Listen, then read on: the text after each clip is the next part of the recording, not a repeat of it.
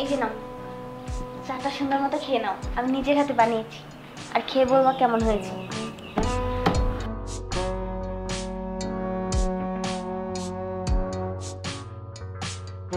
ভাবি, আসলে আপনি যেমন গরম, চাটা তেমনই গরম, খুব মিষ্টি হয়েছে। আচ্ছা ভাবি, কিসের দুধ দিয়ে বানাইছেন? গায়ের দুধ নাকি পাউডার দুধ? আসলে ওরকম কিছুই নাই, মানে ওই যে যে দুধ থাকে না, ওইটা দিয়ে আর কি বানাইছি। আচ্ছা যাই হোক ভাবি, আপনার হাতের চা খেয়ে তো আমি পুরো হট হয়ে গেছি। আচ্ছা, এরকম কোনো সুযোগ সুবিধা আছে যে আমাকে কোল্ড করে দেওয়া যাবে? মানে কি বলতে চাচ্ছো? মানেটা বুঝতেছেন না? আমি গরম হয়ে গেছি, আই মিন গেমে গেছি আর কি। এসিটা ছেড়ে দেই। ভাবি, এই এসি দিয়ে তো আমি কোল্ড হতে পারবো না। এটা আপনার হাতের ছোঁয়া লাগবে আমাকে কোল্ড করতে গেলে। দেন না একটু আদর করে। হেই, পাগলামি করতেছো তাই না? ওদিকে সরো। দেখেন, আপনি আমার ভাবি, আপনার প্রতি আমার একটা দাবি তো অবশ্যই আছে। সেই দাবি নিয়ে কইতেছি ভাবি, আমাকে একটু আদর সোহাগ কইরা একটু। আমি বুঝতে পারছি নিশ্চয়ই তোমার মাথার ভিতরে কিছু একটা হইছে, নাহলে কখনো তো তুমি আমার সাথে এরকম ব্যবহার করো না।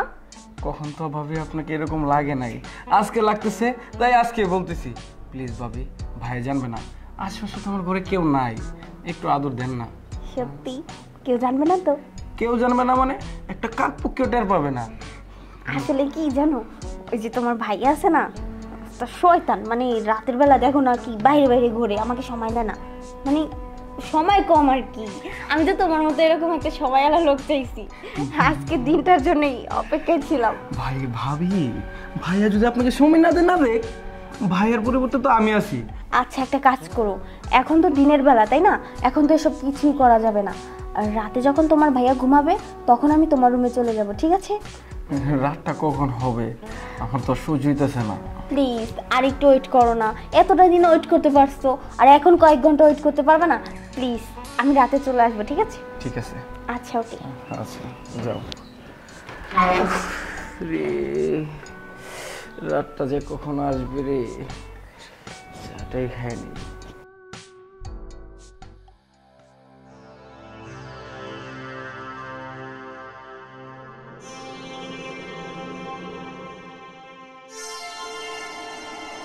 আরে আরে ছাড়ো, কি করতেছো?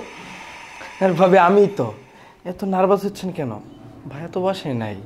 ভাবি, কালকে রাতে না যে একটা ফিলিংস আইছে, যে একটা ভালো লাগছে না, সারা জীবনে মনে এরকম সুখ পাইছি না। আচ্ছা ভাবি, আপনি কোন তো আপনার কেমন লাগছে কালকে রাত্রে? আরে পাগল, এই হুটহাট করে এইভাবে ধরো, তোমার ভাইয়া যদি হঠাৎ করে চলে আসে দেখে তখন কি হবে? ভাইয়া গেছে গায়ের গ্রুপ থেকে দুধ দোয়াইতে, ভাইয়া বলেন নাই, বুঝছেন না? আপনার আমি একে একে আছি। তারপরও পাগল বুঝি না। ভাবি শুনেন না, যাই হোক, আপনি আগে কেন আসেন না? এতদিন পর কেন আইছেন? আর কেন আমার ভিতরে এত একটা জ্বালা উঠাইছেন? ভাবি, আজকে থেকে আমাকে প্রতিদিন এরকম সুখ দিবা? আচ্ছা ঠিক আছে, তুমি যাও, এখন রাতে সময় মতো চলে আসবো। শিওর তো? বললাম তো, যাও এখন। যাইতেছি, সময় মতো চলে আইসো। আচ্ছা ঠিক আছে। কি যে পাইছে মজা, কিচ্ছুই বুঝতেছি না, ছাড়তেও চাই না।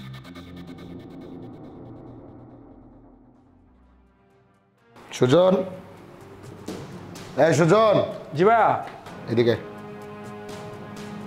ভাইয়া, বস। এই যে সারাদিন বাসায় শুয়ে বসে থাকুস, তুই তো আমার সাথে ব্যবসার কাছে হাত লাগাতে পারস, তাও তো আমি একটু রিল্যাক্স হই। ভাইয়া যে কি বলেন, আমার কি বয়স হয়েছে ব্যবসার কাজে হাত লাগানোর মতো? কোন আর বয়সটা হোক, তারপর সবকিছু আমি গুছাই নিব। আপনার দিন মনে কষ্ট করার লাগে। বয়সের অজুহাত দিস না, কাজ করার হইলে এখন থেকে করা যায়।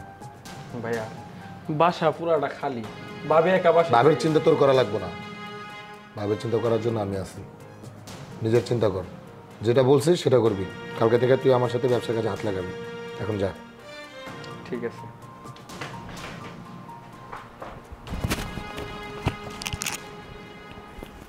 ভাবের চিন্তা করতে আসছি, আমি কিছু বুঝি না। যা গরম পড়ছে না, কি ব্যাপার তুমি এখানে চুপচাপ বসে আছো যে? এমনি ভালো লাগতেছে না।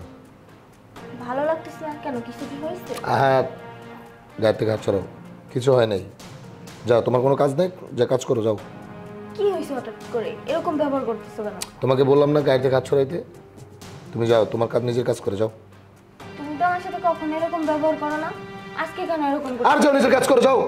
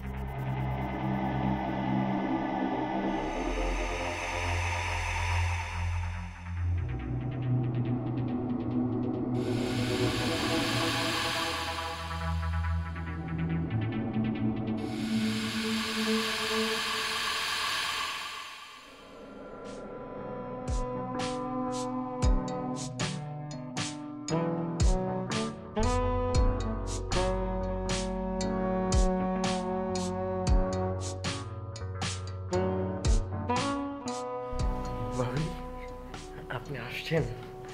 হ্যাঁ, কি ব্যাপার? এইটা কি মাঝখানে? হ্যাঁ, কোল বালিশ নিয়ে যদি ঘুমাও তাহলে আমার ডাকছো কেন? আরে এটা তো ক্ষণিকের সুখ, কিছুক্ষণের জন্য এটাকে আপনাকে ভাবছি বুঝছেন, তাই এটা নিয়ে জড়াই ধরে শুয়ে আছিলাম।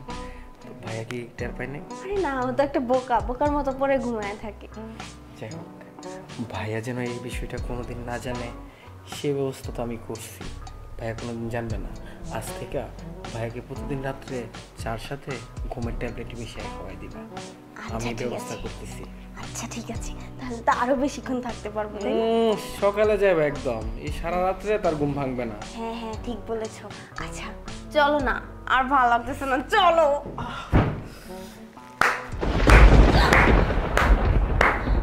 আরে তুমি ঘুমাওনি? ও আচ্ছা আচ্ছা, আমি মনে হয় একটু তাড়াতাড়ি চলে আসছি না, আমার একটু পরে আসা উচিত ছিল, তাহলে মনে হয় তোমাদের যে উদ্দেশ্যটা ছিল ওই উদ্দেশ্যটা কি সঠিক হতো। বলতেছো? আসলে আমরা তো ভাই ভাবিরে আমি ডাকছিলাম।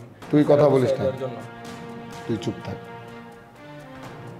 তোর কি মনে আছে ছোটবেলা থেকে তোর কিভাবে বড় করছি? বাবা মরে যাওয়ার পরে, মা মরে যাওয়ার পরে তোরা আমি বুকে বুকে বড় করছি। তোরা আমি কখনো বাবার অভাব মার অভাব বুঝতে দিইনি। আর আর সে তুই সে তুই কিনা আমার ওয়াইফ, তোর ভাবি। ভাবি তো মায়ের সমতুল্য হয় তাই না রে? কিন্তু